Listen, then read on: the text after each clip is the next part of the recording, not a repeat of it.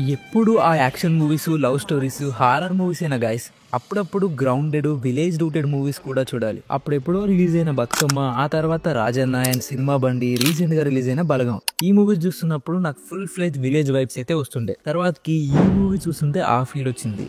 ఇక ఈ మూవీ విషయానికి వస్తే, ఈ మూవీలో యాక్ట్ చేసింది పుష్ప మూవీ డైరెక్టర్ సుకుమార్ గారి డాటర్ సుకృతి బన్రెడ్డి. మూవీ నేమ్ వచ్చేసి గాంధీ తాత చెట్టు. ఈ మూవీని అన్ని కమర్షియల్ మూవీస్ లా ఎక్స్పెక్ట్ చేసి వెళ్తే అస్సలు నచ్చదు. ఎందుకంటే ఇది ఒక simple message oriented movie. Movie స్టోరీని మాత్రం నేను అస్సలు చెప్పాలనుకోవట్లేదు. పర్ఫార్మెన్సెస్ విషయానికి వస్తే మెయిన్ లీడ్ లో యాక్ట్ చేసిన సుకృతి బాగా చేసింది, ఎక్సెప్ట్ ఫ్యూ ఎమోషనల్ సీన్స్.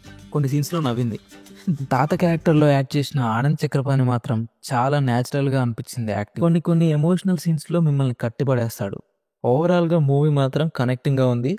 ఒకసారి తప్పకుండా చూడండి. అండ్ ఎస్పెషల్లీ ఇలాంటి మూవీస్ని పిల్లలకి చూపిస్తే బాగుంటుంది. ఎందుకంటే మలయాళంలో రిలీజ్ అయిన వాజాయ్, హిందీలో రిలీజ్ అయిన యామ్ కలాం మూవీస్ లాగా ఈ మూవీ అయితే ఉంటుంది. మాత్రం చాలా ఇన్స్పిరేషనల్గా, మోటివేషనల్గా మాత్రం పక్కా ఉంటుంది. ఇది మాత్రం గ్యారంటీ.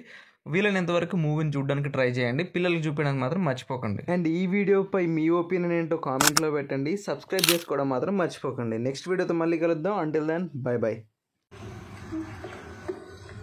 చెప్పడానికి రాట వచ్చి చూపిస్తా.